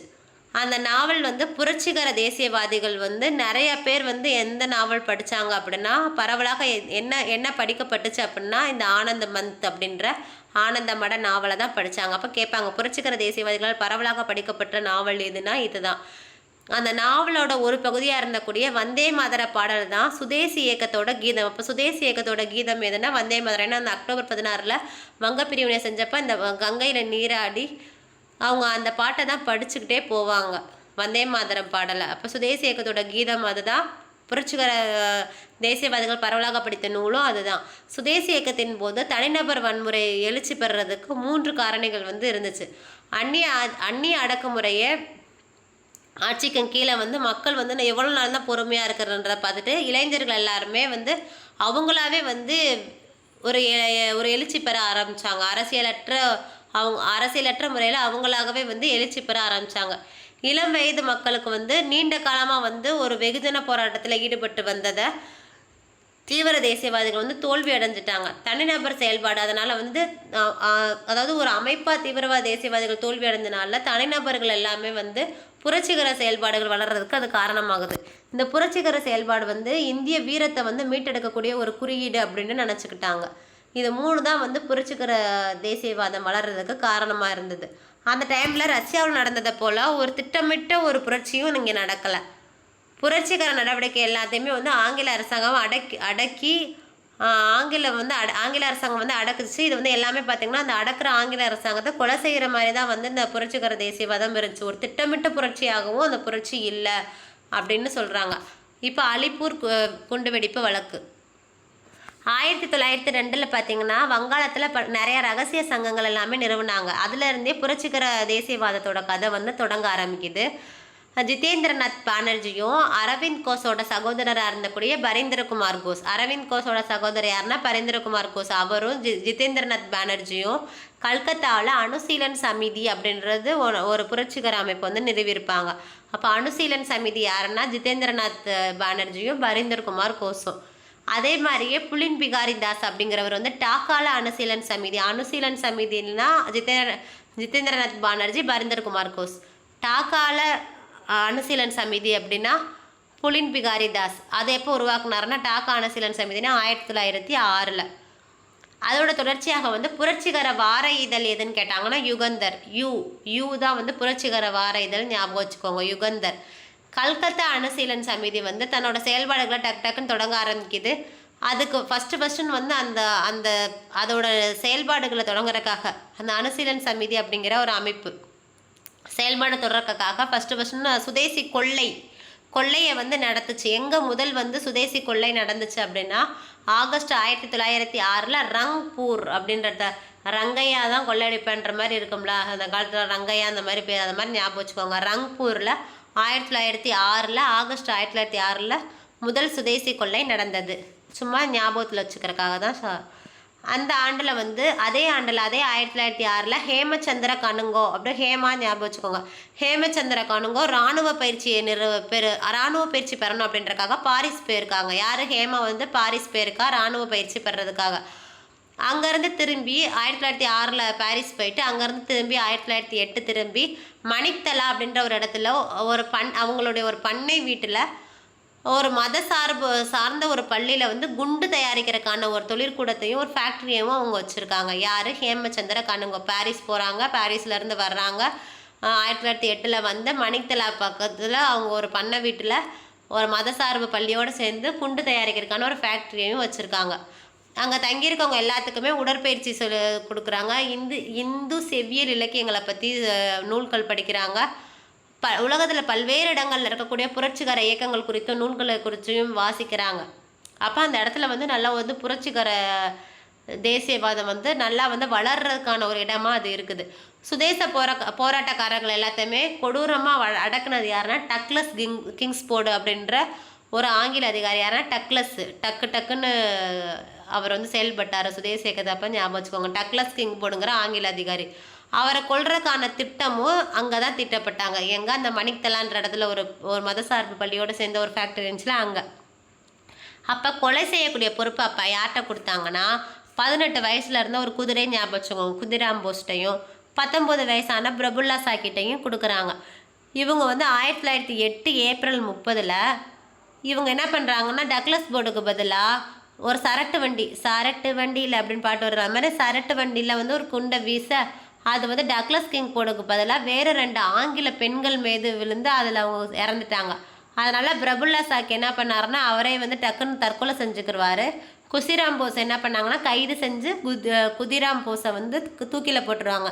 பிரபுல்லா சாக்கி தற்கொலை செஞ்சுக்கிறாங்க. எப்போ அது போட்டிருப்பாங்கன்னா 1908 ஏப்ரல் 30. இதுதான் அலிப்பூர் குண்டுவெடிப்பு வழக்கு. 1907 சூரத் பிளவு. அதுக்கப்புறம் தீவிரவாத தேசியவாதிகள் இல்லாதனால அவங்க மனம் உடைஞ்சு போய் இந்த மாதிரி சுதேசி இயக்கத்தை கடுமையாக என்ன பண்ணுறது அடக்குன்னா டக்ளஸ் கிங் போட கொல்லணும்னு சொல்லிட்டு 2 பெண்களை கொண்டுருவாங்க. அதுதான் அலிப்பூர் குண்டுவெடிப்பு வழக்கு 1908 ஏப்ரல் 30. மறந்துடக்கூடாது. அரவிந்த் கோஷ் அவரோட சகோதரர் யாருன்னா அரவிந்த் கோஷ் அவரின் சகோதரர் பரீந்தர் குமார் கோஷ். ஏற்கனவே பார்த்தோம். அந்த பரீந்தர் குமார் கோஷும் ஜதீந்திரநாத் பானர்ஜியும் தான் அனுசீலன் சமிதியை வந்து தொடங்கியிருப்பாங்க. அரவிந்த் கோஸும் பரீந்தர் கோஸும் அவங்களோட சேர்ந்து 35 பேரையும் கைது செய்கிறாங்க. கைது செஞ்சப்ப இவங்களுக்காக வாதாடுறக்கு யார் போவாங்கன்னா சிஆர் தாஸ் அப்படிங்கிறவர் தான் வந்து புரட்சிகர தேசியவாதிகளுக்காக வாதாடுறாங்க. இவர் யார்? இவர் தான் வந்து சுயராஜ்ய கட்சியை நிறுவன சிஆர் தாஸ். இதுதான் வந்து அலிப்பூர் குண்டுவெடிப்பு வழக்கு அப்படின்னு சொல்கிறாங்க. ஆங்கில ஆட்சிக்கு எதிராக வந்து அரவிந்த் கோஸ் வந்து சதியில் ஈடுபட்டார் அப்படிங்கிறக்காக எந்த விதமான ஆதாரமும் இல்லை அப்படின்றனால அவங்கள வந்து விடுவிச்சிடுறாங்க. யார்? அரவிந்த் கோஸை. பரீந்தர் கோஸும் உல்லாஸ் கர்தத் அப்படின்றக்கும் மரண தண்டனை விதிக்கிறாங்க. அந்த மரண தண்டனையும் அதுக்கப்புறமா வந்து ஆயுட்கால நாடு கடத்தல் தண்டனையாக மாற்றிடுறாங்க. எந்த பரீந்தர் கோஸுக்கும் உல்லாஸ் கர்தத்துக்கும் அப்புறமா நாடு கடத்திடுறாங்க. அவங்களையும் ஆயுட்காலம் ஃபுல்லாக நாடு கடத்திடுறாங்க. 1 வருட காலம் நடந்துச்சு இந்த அலிப்பூர் குண்டுவெடிப்பு வழக்கு. இது மிகப்பெரிய தாக்கத்தை ஏற்படுத்துச்சு பொதுமக்களுக்கு. வந்து புரட்சிகர அந்த டயத்தில் அலிப்பூர் குண்டுவெடிப்பு வழக்கு அப்போ தான் அந்த புரட்சிகர தேசியவாதிகளை ஒரு கதாநாயகர்களாக சித்தரிக்க ஆரம்பித்தாங்க. இதுதான் அலிப்பூர் குண்டுவெடிப்பு வழக்கு. மெயின்ஸில் கேட்டாலும் எழுதிருங்க. அதோட விசாரணையும் பின்விளைவுகள் பற்றி பார்த்திங்கன்னா, அரவிந்த் கோஸ் விடுதலைக்கு பின்னாடி அவர் வந்து அவர் பாட்டுக்கு அமைதியாக ஒரு ஆன்மீக பாதையை தேர்ந்தெடுத்து இங்கே பாண்டிச்சேரிக்கு தன்னோட இடத்த மாற்றிக்கிட்டு 1950 இயற்கை எதிர வரைக்கும் அங்கேயே தான் இருப்பார். ஆயுதமேந்த புரட்சியை முன்னெடுக்கிறது அரவிந்தரோட கருத்து கடைசி வரைக்கும் நிறைவேறவே கிடையாது. அரசோட அடக்குமுறை, மக்களோட மறுப்பு, இந்த 2 காரணத்தினால வங்காளத்தில் புரட்சிகர இயக்கம் வந்து கொஞ்சம் கொஞ்சமாக வீழ்ச்சி அடைய ஆரம்பிக்குது. புரட்சிகர இயக்கத்தை சேர்ந்தவர்களில் பெரும்பானவங்க யார் இருந்திருக்காங்கன்னா, பிராமணர், காயஸ்தர், வைசியர், இந்த 3மே உயர் வகுப்பு சேர்ந்தவங்க தான் இருந்திருக்காங்க. இதனால் வந்து சில சமூகம் வந்து பாதிப்புக்குள்ளாயிருக்கு. ஆங்கிலேயரோட அப்போ அடக்குமுறையை பற்றி பார்க்குறோம். டிசம்பர் 1908 மின்டோ மார்லி அரசியலமைப்பு சீர்திருத்தங்கள் எல்லாமே அறிவிக்கிறாங்க. இதை மிதவாத தேசியவாதிகள் வந்து இதை வந்து வரவேற்கத்தான் செஞ்சுருப்பாங்க. ஆனால் அதில் அதிகாரங்கள் எதுவுமே மாற்றிருக்க மாட்டாங்க. அந்த மின்டோ மார்லி அரசியல் சீர்திருத்தத்தப்ப அதுக்கு மாறாக அதில் வந்து பிரிவினை ஏற்படுத்துகிற மாதிரி தான் கொடுத்துருப்பாங்க. ஏன்னா முஸ்லீம்களுக்கு மட்டும் வகுப்பு வாரி பிரதிநிதித்துவத்தை நிறுவனப்படுத்தியிருப்பாங்க. இது வந்து இந்து முஸ்லீம்களை பிரிக்கிறதுக்காக நடந்தது. அதில் நிறைய சில அடக்குமுறை சட்டங்களையுமே கூட அப்போ அறிமுகம் செஞ்சாங்க. எப்போனா இந்த மின்டோ மார்லி சட்டத்தப்போ தான். ஆனால் அதையுமே வந்து சில மிதவாதிகள் வந்து வரவேற்றாங்க. அப்போ தான் இந்த 1908 செய்தித்தாள் சட்டம். ஏற்கனவே சொன்னேன் 1908 செய்தித்தாள் சட்டம், வெடிகுண்டு செய்தித்தாள்களுக்கு வெடிகுண்டு வச்சுருப்பாங்க 8 அப்படின்னு சொன்னேன். அதாவது இந்த சட்டம் என்ன சொல்லுதுன்னா, ஆட்சேபனைக்குரிய வகையில் யாராவது செய்திகளை வெளியிட்டு அவங்க சொத்துக்களை பறிமுதல் செய்கிறதுக்கு நீதிபதிகளுக்கு அதிகாரம் கொடுத்துருக்கு. அதனால் ஆங்கில ஆட்சியை விமர்சிக்க முடியாத மாதிரி போயிடுச்சு. 10 பத்திரிகை சட்டம் சொல்லிடுறேன். 1910 இந்திய பத்திரிகை சட்டம். அச்சக உரிமையாளர்களுக்கும் இல்லை பப்ளிஷர் யாராக இருந்தாலுமே வந்து பிணைத்தொகை கட்டணுன்றதை கட்டாயமாக்குறாங்க. அது மாதிரி தீங்கு விளைவிக்கூடிய செய்தி ஏதாவது வெளிவிட்டாங்கன்னா அந்த பிணைத்தொகையை வந்து கவர்மெண்ட்டே எடுத்துக்கிறோம். அதுதான் பத்திரிகை சட்டம். அப்புறம் குற்றவியல் சட்டத்திலையும் நிறைய சீர்திருத்தங்கள் கொண்டு வந்தாங்க. இதனால் வந்து பொது அமைதிக்கு வந்து ஒரு ஆபத்தான அமைப்புகள் எல்லாத்தையுமே தடை செய்கிறோம் அப்படிங்கிற மாதிரி சொன்னாங்க. இந்த மாதிரி நிறைய சட்டங்கள் வந்து கொண்டு வந்திருப்பாங்க. புரட்சிகர தேசியவாத செயல்பாடுகளோட என்னதான் அடக்குமுறை செஞ்சாலும் அவங்களோட இதை வந்து அந்த டயத்தில் மாறவே கிடையாது. அவங்களோட இடம் வந்து வங்காளத்திலேருந்து பஞ்சாபுக்கும் உத்தரப்பிரதேசத்துக்கும் மாறுச்சே தவிர அவங்கள வந்து எதுவுமே பண்ண முடியல. தமிழ்நாட்டு காங்கிரஸில் மிதவாத தேசியவாதிகளுக்கும் தீவிரவாத தேசியவாதிகளுக்கும் இடையில் ஆழமான பிரிவு வந்து இருந்துச்சு. இப்போ வட்டார மொழி சொற்பொழிவு கலையோட வளர்ச்சியை பற்றி பார்க்குறோம். இந்த வட்டார மொழி சொற்பொழிவு அப்படிங்கிறது வந்து வங்க பிரிவினைக்கு எதிரான ஒரு எதிர்வினையாக தான் வந்து இருந்துச்சு. நிறைய தலைவர்கள், மாணவர்கள், வழக்கறிஞர்கள், தொழிலாளர்கள் எல்லாருமே வந்து வட்டார மொழியில் வந்து கூடியிருக்கவங்ககிட்டக்கா பேசினாங்க. வழக்கறிஞர்கள், தொழிலாளர்கள் கூட ஆங்கிலத்தில் சொற்பொழிவு ஆற்றுக்கிட்டு இருந்த காலம் போய் வட்டார மொழியில் சொற்பொழிவு நிகழ்த்துறது அப்படின்னு ஏற்பட்ட மாற்றம் வந்து ஒரு குறிப்பிடத்தகுந்த வளர்ச்சி. ஏன்னா அது வந்து வெகுஜன மக்களை ஈஸியாக வந்து கவர் பண்ணும். மெரினா கடற்கரையில் தான் முக்கால்வாசி சுதேசி கூட்டங்கள் எல்லாமே நடந்துச்சு. இந்த மாதிரி கூட்டங்கள் நடைபெறக்கூடிய ஒன்று சுதேசி இயக்க கூட்டம் எங்கே நடைபெறுனா மெரினா கடற்கரையில் நடக்கும், இல்லைன்னா மூர் மார்க்கெட்டில் நடக்கும். இது 2 தான் வந்து அதோடைய வளாகம். 1905 to 1907 காலப்பகுதியில் காவல்துறையோட அறிக்கைகள் எல்லாமே என்ன சொல்லுதுன்னா, மாணவர்கள் இருக்காங்கல்ல அவங்க ஆபத்தானவர்கள், அவங்களுடைய நடவடிக்கைகள் எல்லாமே ஆட்சிக்கு எதிரானது அப்படின்ற மாதிரி குறிப்பிட்டிருக்கு. பொது இடங்களில் ஐரோப்பியர்களை வந்து மாணவர்கள் பார்த்தாங்கன்னா அப்போ இந்த கிண்டல் பண்ணுற மாதிரி வந்தே மாதரம் அப்படின்னு சொல்லி கத்துறது, அந்த மாதிரி முழக்கங்களால் வாழ்த்தப்பட்டனர். 1907 சென்னைக்கு வந்து பிபின் சந்திரபால் வந்து அங்கே வந்து சென்னையில் வந்து மெரினா கடற்கரையில் உரையாற்றியிருப்பார். அப்போ அது வந்து ரொம்ப வந்து பார்வையாளர்கள்ட்டையும் மக்கள்கிட்டையும் ரொம்ப உத்வேகத்தை வந்து ஏற்படுத்தியிருக்கும். அவருடைய வருகை வந்து தமிழகத்தில் வந்து ஆழமான தாக்கத்தை யாருடைய வருகையும் யாருடைய உரையாடலும் இருந்துச்சு அப்படின்னா பிபின் சந்திரபால் வங்காளத்தை சேர்ந்தவர். இது அதனால் நிறைய புதிய பார்வையாளர்களும் உருவாங்கினாங்க. வஉசியோட சுதேசி நீராவி கப்பல் எஸ்எஸ்என்சின்னு சொல்லுவாங்க. 1906 வஉசி ஆங்கிலேயரோட கடற்பயண அவங்க மட்டும்தான் கடற்பயணத்தை முற்றுரிமைக்கு எதிராக நாங்கள் தான் முற்றுரிமை பண்ணி வச்சுருந்ததை எதிராக சுதேசி கப்பல் கம்பெனின்ற ஒன்றை வந்து நிறுவியிருப்பார். அதுதான் சுதேசி இயக்கத்தோட கவனம் எல்லாமே வந்து தமிழ்நாட்டின் மீத வந்து விழுது. யாருனால? வஉசினால. என்ன பண்ணியிருப்பாரு? 1906 வஉசி சுதேசி நீராவி கப்பல் company, Swadeshi stream navigation company அப்படின்னா ஒரு கூட்டு பங்கு நிறுவனத்தை வந்து பதிவு செய்கிறாரு, ரிஜிஸ்டர் பண்ணுறாரு. அதோட மொத்த முதலீடு இன்வெஸ்ட்மெண்ட் எவ்வளோன்னா 10 lakh, 10 லட்சம். அந்த 10 லட்சத்தையும் 40,000 பங்காக பிரித்து ஒரு பங்கு 25 ரூபா, ஒரு பங்கு 25 ரூபா அப்படின்ற வீதம் இந்தியர்களுக்கு, இலங்கையை சேர்ந்தவர்களுக்கு, ஆசிய நாடுகளை சேர்ந்தவங்களுக்கு மட்டும் விற்பனை செஞ்சுருப்பாங்க. அப்போ ஆசிய நாடுகளை சேர்ந்தவங்க மட்டும்தான் அதை வாங்க முடியுன்ற மாதிரி விற்பனை செஞ்சுருப்பாங்க. 40,000 பங்குகளில் 10 லட்சம் 25 ரூபா மேனிக்கு. அப்போ வஉசி வந்து அவர் ரெண்டு நீராவி கப்பல் வாங்கியிருப்பார். ஒன்று பேர் எஸ்எஸ் கலியா, இன்னொன்று பேர் லாவோ. நாட்டில் ஏனைய பகுதிகளெல்லாம் சுதேசி அப்படின்னா என்னென்ன செய்வாங்க? ஊதுவத்தி செய்வாங்க, மெழுகுவர்த்தி செய்வாங்க, வளையல் செய்வாங்க. அப்படின்ற நேரத்தில் நம்ம தமிழ்நாட்டை சேர்ந்த வஉசி நீராவி கப்பல் கம்பெனியை உருவாக்குறது அப்படின்ற எண்ணம் எல்லாரோட கருத்தையும் கவர்ந்திருக்கு. வஉசியோட அந்த வளமான வரலாற்றையும் இந்தியாவோட அந்த பண்டைய கால கடற்பயண பெருமையையும் இவர் வந்து துணையாக வச்சுக்கிட்டு இந்த சுதேசி நீராவி கம்பெனியை வந்து நடத்தினார். வஉசியோட அந்த சுதேசி இயக்க முன்னெடுப்பு நிறைய தேசிய தலைவர்கள் வந்து பாராட்டினாங்க. இந்த நிறுவனம் வெற்றியும் பெற்றுச்சு. இதை குறித்து திலகர் வந்து அவருடைய கேசரி, மராட்டா அப்படின்ற 2 பத்திரிகைகள்லையுமே இந்த சுதேசி இயக்கத்தோட அந்த நீராவி கப்பல் நிறுவனத்தோடைய வெற்றியை குறித்து எழுதுறாரு. அரவிந்த் கோஷும் இதோட முயற்சிகளை பாராட்டி இவருடைய பங்குகள், அந்த 40,000 பங்குகள் இருக்குல்ல, அதை விற்பனை ஆகிறதுக்கு நிறைய உதவுனது யாருன்னா அரவிந்த் கோஷ். பத்திரிகைகளில் எழுதுனது யாருன்னா திலகர். இவருடைய பெரிய பங்குதாரர்கள் 2 பேர் யாருன்னா பாண்டித்துரையும் ஹாஜி பக்கீர் முகமது தான். பாண்டித்துரையும் ஹாஜி பக்கீர் முகமது, இவங்க 2 பேர் தான் வந்து இவருடைய பெரிய பங்குதாரர். அவர் பங்குகள் விற்பனையான உதவியது வந்து அரவிந்த் கோஷ், பத்திரிகைகள் எழுதுனது திலகர். இந்த இருக்கு பாருங்க வஉசியோட கப்பல் 1907 இந்த போட்டோ எடுத்திருக்காங்க. தொடக்கத்தில் வந்து சுதேசி கப்பல் கம்பெனியை ஃபஸ்ட்டு இது கண்டுக்கவே செய்யாது. ஆமாம், இவங்க பெருசாக இது பண்ணாங்க அப்படின்னு நினச்சி விட்டுரும். ஆனால் நாளடைவில் இந்த கம்பெனிக்கு ஆதரவு பெருக ஒருதலை பட்சமாக ஐரோப்பிய அதிகாரிகள் வந்து நடந்துக்கிட்டு ஒரு இனவேற்றுமை உணர்வோடு இவங்க மேலே வந்து நடந்துக்கிடுவாங்க. கோரல் நூற்பாலை வேலை நிறுத்தம். சூரத் மாநாட்டில் வந்து பங்கேற்று பின்னாடி ஊர் திரும்பின வஉசி வந்து என்ன பண்ணுறாருன்னா, நம்ம வந்து ஒரு அரசியலமைப்பு தொடங்கலாம் அப்படின்னு நினச்சிட்டு அதுக்கான பணிகளை செய்ய திட்டமிடுவார். அப்போ அதுக்குன்னு அவர் வந்து ஒரு நல்ல பேச்சாளரை வந்து நம்ம ஃபஸ்ட்டு பிடிக்கணும்னு சொல்லிட்டு தேடிக்கிட்டு இருந்த டயத்தில் தான் அவருக்கு வந்து சுதேசி இயக்கத்தை அப்போ போதிச்சுக்கிட்டு வந்த சுப்பிரமணிய சிவாவை சந்திக்கிறாரு. 1907 பிப்ரவரி, மார்ச் இந்த 2 மாதத்துலையுமே தூத்துக்குடி கடற்கரையில் தினந்தோறும் பொதுக்கூட்டங்களில் பேசுவாங்க. சுதேசி குறித்தும் புறக்கணிக்கல் குறித்தும் கற்றுக் கொடுப்பாங்க. இந்த கூட்டத்தில் நிறைய பேர் கலந்துக்கிட்டாங்க. இந்த பொதுக்கூட்டங்கள் எல்லாத்தையுமே கவர்மெண்ட் வந்து ரொம்ப உன்னிப்பாக கவனிச்சுக்கிட்டே தான் வந்துக்கிட்டு இருந்துச்சு. 1908 கோரல் மில் தொழிலாளர்களோட அவங்களுடைய படு மோசமான வேலை இருக்கும். அவங்களுடைய வாழ்க்கை சூழலும் ரொம்ப மோசமாக இருந்துச்சு.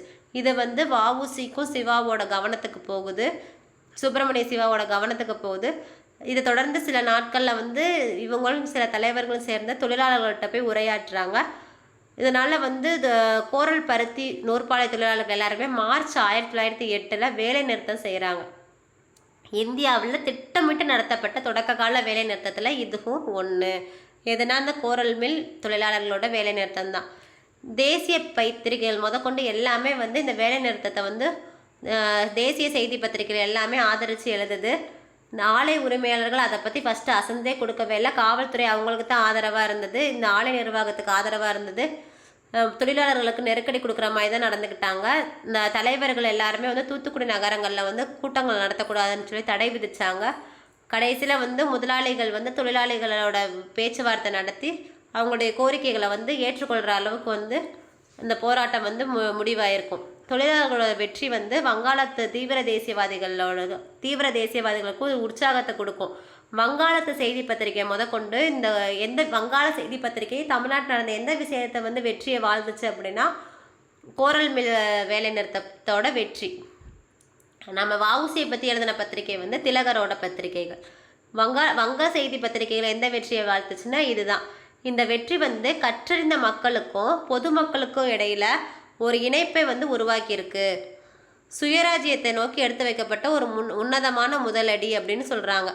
இந்திய தொழிலாளியின் ஒவ்வொரு வெற்றியும் நாட்டுக்கு கடத்த வெற்றி அப்படின்னு சொன்னது யாருன்னா அரவிந்த் கோஷ். இந்த ஸ்டேட்மெண்ட் கேட்பாங்க, தொழிலாளியோட வெற்றி நாட்டுக்கு கடத்த வெற்றி அப்படின்னு சொன்னது யாருன்னா அரவிந்த் கோஷ்.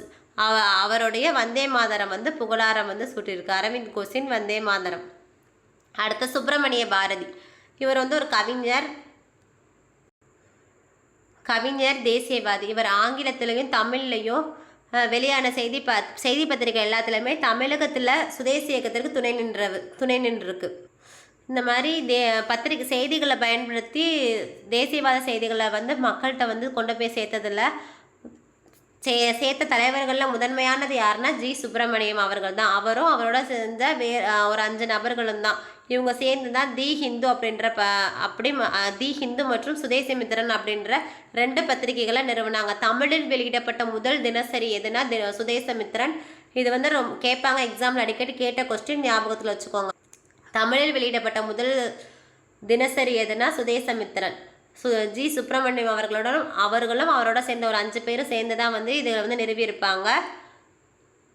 1906 பர்சால் காங்கிரஸ் மாநாடு நடக்கும். அப்போ வந்து ஆங்கிலேயர்கள் மேற்கொண்ட நடவடிக்கைகள் குறித்து ஒரு புத்தகத்தை வெளியிட்டிருப்பார்.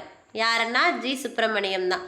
சுதேசமித்திரன் வந்து தேசியவாதிகளோட செயல்பாடுகளை குறிப்பாக அந்த வஉசியோட தூத்துக்குடியில் ஆற்றின உரைகள் குறித்து எல்லாமே வந்து நிறைய செய்திகளை வெளியிட்டிருக்கும். தேசியவாதம் வந்து ஒரு புதிய வழிகாட்டுதலை எதிர்பார்த்து கொண்டிருந்த காலகட்டத்தில் 1904 ஒரு புதிய வழிகாட்டுதல் வந்து 1904 தேவைப்பட்டிருக்கும். அந்த நேரத்தில் தான் பாரதி வந்து சுதேசமித்திரன் அப்படின்ற ஒரு பத்திரிகையோட துணை ஆசிரியராக பணியமர்த்தப்படுவார். அவர் வந்து சுதேசமித்திரன்ற பத்திரிகையில் துணை ஆசிரியராக தான் இருப்பார். சக்கரவர்த்தினி அப்படின்ற மாத இதழில் ஆசிரியராக இருப்பார். பெண்கள் மேம்பாட்டிற்காக தன்னை அர்ப்பணித்து கொண்ட ஒரு பத்திரிகை தான் வந்து சக்கரவர்த்தினி அப்படிங்கிறது மாத இதழ், ஞாபகம் வச்சுக்கோங்க. அது பெண்கள் மேம்பாட்டுக்கான இதழ். சுதேசமித்திரன்கிறது ஜி சுப்பிரமணியத்தோடது. அதில் துணையாசிரியராக இருந்தவர் தான் நம்மளுடைய பாரதியார். இந்த நிகழ்வுகள் எல்லாமே சுப்பிரமணிய பாரதியோட மேலே வந்து ஒரு தாக்கத்தை ஏற்படுத்தியிருக்கு. சுப்பிரமணியம் அயர்லாந்து நாட்டு பெண்மணியாக இருந்தக்கூடிய விவேகானந்தரோட சீடரமாக இருக்கக்கூடிய சகோதரி நிவேதிதா இருக்காங்கல்ல, அவங்கள சந்திச்சது தான் வந்து பாரதியாரோட வாழ்க்கையில் ஒரு குறிப்பிடத்தக்க தாக்கத்தை ஏற்படுத்துச்சு. எப்போ சந்திச்சாங்க அப்படின்னா 1905.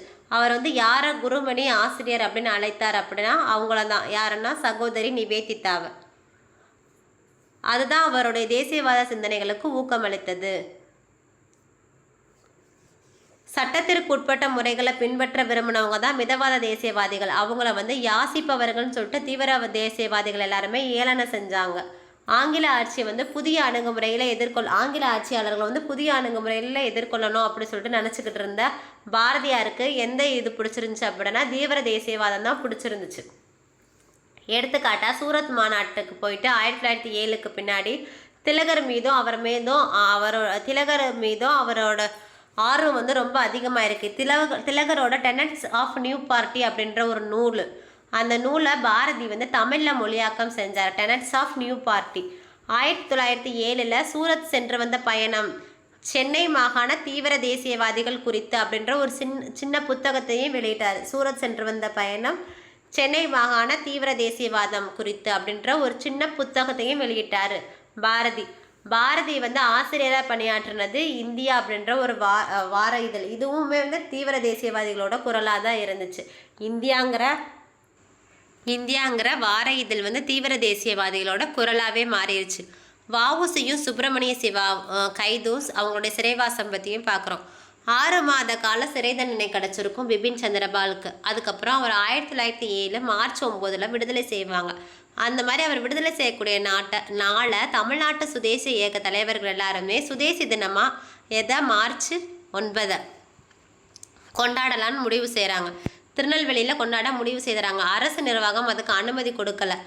அதையும் மீறி வஉசி, சுப்பிரமணிய சிவா, பத்மநாபர் இவங்க எல்லாருமே செயல்படுறாங்க. இது சுதேசி தினமாக கொண்டாடுறாங்க.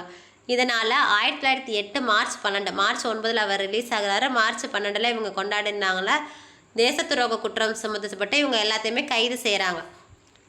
சுதேசி இயக்க தலைவர்கள் கைது செய்யப்பட்டதுனால உள்ளூர் மக்கள் எல்லாருமே வன்முறை நடவடிக்கையில் ஈடுபடுறாங்க. கடையடைப்பு நடத்துகிறாங்க. இந்த மாதிரி நிறைய திருநெல்வேலியில் இருக்கக்கூடிய நகரசபை கட்டடம், காவல் நிலையம் எல்லாத்தையும் தீ வைக்கிறாங்க. இதனால் நூற்பாலை தொழிலாளர்கள் பெருவாரிய எண்ணிக்கையில் ஆலையை விட்டு வெளியே வர்றாங்க. நிறைய மோதல்கள் ஏற்படுது. காவல்துறையினர் அந்த நேரத்தில் துப்பாக்கி சூடு நடத்துகிறாங்க. எப்போ இது எல்லாமே பிபின் சந்திரபால் வெளியே வந்தப்போ மார்ச் மாதம் 1907 இவங்க 9 இவங்க ஜெயிலுக்கு போயிடுறாங்க. 1908 ஜூலை 7 வஉசிக்கும் சுப்பிரமணிய சிவாக்கும் குற்றம் செஞ்சாங்க அப்படின்னு சொல்லிட்டு அறிவித்து அவங்களுக்கு தேச துரோக குற்றத்தின் கீழே சிறையில் அடைக்கப்படுறாங்க. அரசுக்கு எதிராக பேசின குற்றத்துக்காக சிவாவுக்கு 10 ஆண்டுகள் சுப்பிரமணிய சிவாவுக்கும் நாடு கடத்தல் தண்டனை கொடுப்பாங்க. அவருக்கு உடந்தையாக இருந்ததுக்காக வஉசிக்கு ஆயுள் தண்டனை கொடுப்பாங்க. 20 ஆண்டுகள் ஆயுள் தண்டனை விதிச்சிருப்பாங்க. நான் எக்ஸாம் எழுத ஆரம்பிச்ச நாள்லேருந்து அடிக்கடி எக்ஸாமில் கேட்குற கொஷின் இந்த வஉசியோட கப்பல் கம்பெனி தொடங்குறதுலேருந்து ஏதாவது கொஷின் வரும். இல்லைன்னா இவருடைய இந்த சிறை தண்டனையை பற்றி கேட்பாங்க. ஆயுள் தண்டனை ஃபஸ்ட்டு 20 ஆண்டுகள் விதிக்கப்படும். அப்புறம் வஉசி அரசை எதிர்த்து பேசினார் அப்படின்ற குற்றத்திற்காக இன்னொரு ஆயுள் தண்டனை விதிக்கப்படுது. அதனால் இரட்டை ஆயுள் தண்டனை அவருக்கு விதிக்கப்பட்டிருக்கும். திருநெல்வேலியில் போராட்டங்கள் எந்த அளவுக்கு அரசு தீவிர நோக்கத்தோடு நோக்கியது அப்படிங்கிறதுக்கு இவங்களுக்கு வழங்கப்பட்ட இந்த கடுமையான தண்டனைகளே உணர்த்தும். 10 வருஷத்துக்கு அவரை நாடு கடத்திடுவாங்க சுப்பிரமணிய சிவாவை. ஜூலை 7 அவங்களுக்கு தேச துரோக குற்றத்தின் கீழே சிறையில் அடைச்சிருப்பாங்க. அவங்க என்ன சொல்லியிருப்பாங்க இந்த ஸ்டேட்மெண்ட்டை பாருங்கள். பேரரசுக்கு எதிராக வஉசியும் சுப்பிரமணிய சிவாவும் இப்போ இது பேசினாங்க அப்படின்ற வழக்கில் அதான் தேச துரோக குற்றத்தில் கொடுத்த தீர்ப்பு என்னென்னா நவம்பர் 4 1908 ஆட்சிக்கு எதிராக மக்களை தூண்டுறது அப்படிங்கிறது அது எப்போனாலும் சரி அது மிக மோசமான குற்றம்னு எனக்கு தோணுது. இதுதான் இந்த மாதிரி பதிவாகிற முதல் வழக்கு இதுதான். இருந்தாலுமே இது கால் ஊன்றதுக்கு நம்ம மாகாணங்களில் எல்லா கால் ஊன்றதுக்கு நம்ம எப்போ அது இடம் பெற்றுச்சோ இதில் நம்ம மிதமான தண்டனையோ இல்லை சில மாத சிறை தண்டனையோ இல்லை ஓராண்டு தண்டனையோ கொடுத்தா அது தகுதியற்றவருக்கு வழங்கப்படக்கூடிய சலுகை மாதிரி ஆகி போயிடும். இது முதல் தடவை தான் நடக்குது. இதை நம்ம காலூன்ற விட்டுவிட்டோம்னா இது தகுதியற்றவருக்கு கொடுக்கக்கூடிய ஒரு சலுகைகளை சும்மா இவங்களுக்கு 1 மாத சிறை தண்டனை இல்லை 1 வருஷம் 2 வருஷம் ஜெயில் தண்டனை கொடுத்தோம்னா தகுதியற்றவருக்கு வழங்கப்படக்கூடிய சலுகை ஆயிரும்னு சொல்லிட்டு தீர்ப்பு கொடுத்து தான் இவருக்கு வஉசிக்கு 10 ஆண்டு நாடு கடத்தல் தண்டனையும் இவருக்கு இரட்டை ஆயுள் தண்டனையும் கொடுத்துருப்பாங்க. அதுக்கப்புறம் மக்கள் எல்லாருமே இந்த மாதிரி அதுக்கப்புறம் எதிர்ப்பு இயக்கத்தில் கலந்துக்கிட்ட மக்களையும் தண்டிச்சிருப்பாங்க. திருநெல்வேலி தூத்துக்குடி பகுதியில் காவல்துறை அவங்க தண்டனையால் நிறைய வரியும் மக்கள்கிட்ட இருந்து வசூலிச்சிருப்பாங்க. அப்புறம் கடைசியாக ஆஸ் படுகொலை தூத்துக்குடியில் சுதேசி முயற்சிகள் எல்லாமே ரொம்ப அடக்கியிருப்பாங்க. குறிப்பாக இந்த வஉசியும் சுப்பிரமணிய சிவா இவங்களை எல்லாத்தையுமே ரொம்ப அடக்கியிருப்பாங்க. இது அவங்கள ரொம்ப அவமானப்படுத்தப்பட்டது. இது எல்லாமே இளைஞர்கள்ட்ட ரொம்ப கோபமாக தான் இருந்துச்சு. இது திருநெல்வேலி நிகழ்வுக்கு இந்த திருநெல்வேலி நடைபெற்ற இந்த நிகழ்வுக்கெல்லாம் பழிவாங்கறதுக்காக ஒரு சதி திட்டம் தீட்டியிருக்காங்க. ஆங்கிலேயருடைய அடக்குமுறை குறித்து பத்திரிகைகள் தொடர்ந்து பரப்புரை செஞ்சுக்கிட்டே இருந்திருக்கு. நிர்வாகத்துக்கு எதிராக மக்களை கோபத்துக்கு உள்ளாக்குறதுல தீர்மானமாக இருந்திருக்கு. திருநெல்வேலி மாவட்ட ஆட்சியராக அப்புறம் ராபர்ட் ஆஸ் அப்படிங்கிறவர் இருந்தார். அவர் ஜூன் 1911 மணியாச்சி ரயில் நிலையத்தில் வாஞ்சிநாதன் அப்படிங்கிறவரனால சுட்டு கொல்லப்படுறாரு. 1800 இந்த வாஞ்சிநாதங்கிறவர் யார் அப்படின்னா திருவாங்கூர் 1880களில் திருவாங்கூர் அரசில் பிறந்த வாஞ்சிநாதன் அப்படிங்கிறவர் புனலூர் அப்படிங்கிற வனத்துறையில் காவலராக பணியாற்றிக்கிட்டு இருப்பார். பாரத மாதா அப்படிங்கிற ஒரு புரட்சிகர தேசியவாத குழுவில் தான் அவரும் ஒரு உறுப்பினராக இருப்பார். ஐரோப்பிய அதிகாரிகள் எல்லாத்தையும் கொல்றதன் மூலமாக இந்தியர்களை புரட்சிக்கு தூண்டுறது தான் இந்த அமைப்பு அந்த பாரத மாதா சங்கத்தோடைய குறிக்கோளே. அப்படி தான் சுயராஜ்யத்துக்கு இட்டு அதுதான் சுயராஜ்யத்துக்கு இட்டு சொல்லுன்னு சொல்லிட்டு அந்த அமைப்பு நம்பியிருக்கு. அதோட ஒரு பகுதியாக தான் வாஞ்சிநாதனுக்கு கைத்துப்பாக்கி பயன்படுத்துறதுக்கு பயிற்சி கொடுத்துருப்பாங்க. அது யாருன்னா வாவே சுப்பிரமணிய ஐயம். எங்கே பயிற்சி வழங்கினார்னா பாண்டிச்சேரியில் பயிற்சி வழங்கியிருப்பார். இந்த புகைப்படத்தில் இருக்கிறவர் தான் வாவே சுப்பிரமணிய ஐயம். மணியாச்சி ரயில் நிலையத்தில் அந்த ஜூன் மாதம் 1911 ராபர்ட் டி ஆஸ் அவர்களை வந்து மாவட்ட ஆட்சியரை வந்து அவர் வாஞ்சிநாதன் சுட்டு கொண்டிருப்பார். சுட்டு கொண்டுட்டு அதே துப்பாக்கியால் தன்னையும் சுட்டுக்குருவார். இந்த படுகொலைக்கு பின்னாடி இதில் குற்றம் சாட்டப்பட்டவரோடு சேர்ந்து பாண்டிச்சேரியில் தலைமறையாக இருக்கக்கூடிய வாவே சுப்பிரமணியவரும் அவருக்கு நெருக்கமாக இருந்தவர்களுமே இதில் இணைந்து செயல்பட்டிருக்காங்கன்னு நினச்சி அப்படிங்கிறத கன்ஃபார்ம் பண்ணி பாண்டிச்சேரி குழுவினர் குறித்தும் அவங்க மேலேயும் சந்தேகப்படுது. இந்த மாதிரி அதுக்கப்புறமா தேசியவாத கருத்துக்களை பரப்புறவங்க எல்லாத்தையுமே ரொம்ப கடுமையான அடக்குமுறையில் போட்டு அடக்குறாங்க. அப்போ ரொம்ப தேசியவாதமே வளர முடியாத அளவுக்கு அந்த இடத்துல அந்த நேரங்களில் ரொம்ப அடக்குமுறை செஞ்சுருப்பாங்க. அதுக்கப்புறம் 1916 தன்னாட்சி இயக்கம் வர்ற வரைக்கும் ரொம்ப அடக்குமுறையாக தான் இருந்திருக்கும். இதுதான் தீவிர தேசியவாதம், புரட்சிகர தேசியவாதம். இது எல்லாமே ரொம்ப முக்கியமானது. நல்லா படிச்சுக்கோங்க. ஏதாவது டவுட்ஸ் இருந்துச்சுன்னா கமெண்ட்ஸில் கேளுங்க. தேங்க்யூ. நெக்ஸ்ட் லெசன் பார்க்கலாம்.